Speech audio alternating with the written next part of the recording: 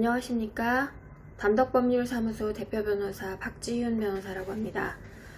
오늘은 지난번 기획부동산에 이어서 코인 사기의 경우 어떻게 피해 보전을 할 수 있는지에 대한 정보를 좀 드리려고 카메라를 켰습니다.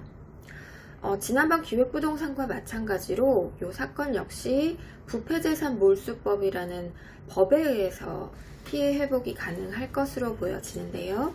2019년에 개정이 된 이후로 아직까지 재산을 몰수해서 피해자들에게 나눠준 경험은 없지만요. 실질적으로 요새 코인 사기가 굉장히 많이 도출이 되고 있는 상황이고, 그리고 다단계 혹은 유사수신 혹은 보이스피싱 건도 굉장히 많은 피해자들이 발생을 하고 있기 때문에 이제 본격적으로 시행된 그 해 이후로 최초로 어떤 사건에서 이행이 될 것으로는 확실시 될 것으로는 보여집니다. 근데 다만 그것이 어떤 사건인지가 문제가 될 수 있겠죠. 그러니까 그 개정이 어떤 식으로 됐냐면 불특정 다수에게 어떠한 피해가 발생을 했기 때문에 이러한 피해 금액을 정확히 특정하기가 어려운 상황에 대해서 저희가 국가에서 수사 단계에서 검사의 몰수 추징이 있을 것이고, 그것으로 인해서 재판이 확정이 된다고 하면 그것에 대한 재산을 전부 몰수 추징을 해서 피해자들한테 나눠주는 그런 과정이 있을 텐데요. 그러니까 개정으로 인해서 추가로 피해 회복을 받을 수 있는 대상들은 첫 번째가 보이스피싱, 두 번째가 다단계 사기, 세 번째가 유사수신 등에 해당이 됩니다.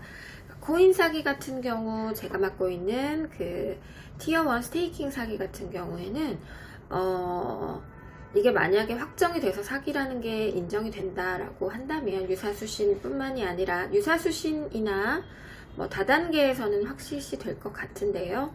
어찌됐든 사기까지 인정이 된다고 한다면 이 부분에 대해서 유사수신과 다단계 사기로 인한 피해 보전을 해서 이미 압수수색이 돼서 찾아진 재산뿐만 아니라 국가에서 더 재산을 찾아내서 몰수 추징을 한 다음에 그 피해자들 혹은 피고인들에 대한 재산을 전부 다 회수를 해서 피해자로 접수된 분들한테 이제 나눠드리는 과정을 거치게 될 거예요. 이러한 과정에 참여를 하려면 실질적으로는 피해자로서 고소를 하시는 것이 가장 좋은 방법인데요. 왜냐하면 이 과정에 참여하지 못하신 분들은 나중에 피해 회복이 상당히 어려울 수 있습니다. 단순히 이건 내가 신고를 해서 받을 수 있다 이런 문제가 아니라 이런 절차가 있는지를 실질적으로는 알기 어렵기도 하고요. 그리고 이것은 기간이 어느 정도 정해져 있기 때문에 그 기간을 놓치면 또 피해 회복을 받기도 어렵고요. 만약에 그런다고 하시면 민사소송을 통해서 또 진행을 하셔야 되는데 그런 부분은 또 상당히 비용이 많이 들고 시간이 오래 걸릴 그런 과정을 거치셔야 되기 때문에 실질적으로 이런 부분에 대해서 조금 혐의가 확실하다라는 사건에 있어서는 반드시 고소에 참여를 하시고 이런 과정을 통해서 피해 회복을 받아보시는 것이 좋을 것으로 판단됩니다.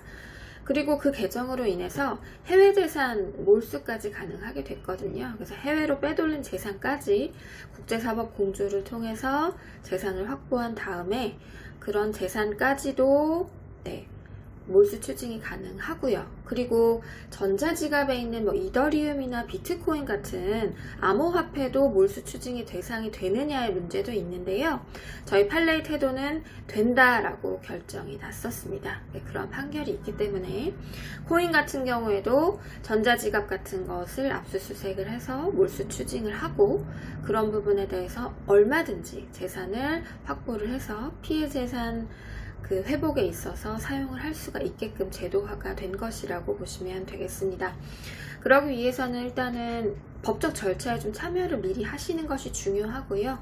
그 과정에서 피해자로 등록이 되신다고 하시면 법률 대리인을 통해서 아주 신속하게 보전을 받으실 수 있는 그런 절차들을 진행하실 수 있다고 생각합니다. 관련 문의 주신 사항이 있으시다고 하시면 아래 저희 링크를 통해서 문의를 주시거나요. 아니면 담덕법률사무소 검색하셔서 박지윤 변호사에게 전화하시면 좋겠습니다. 감사합니다. 오늘도 도움이 되셨길 바랍니다.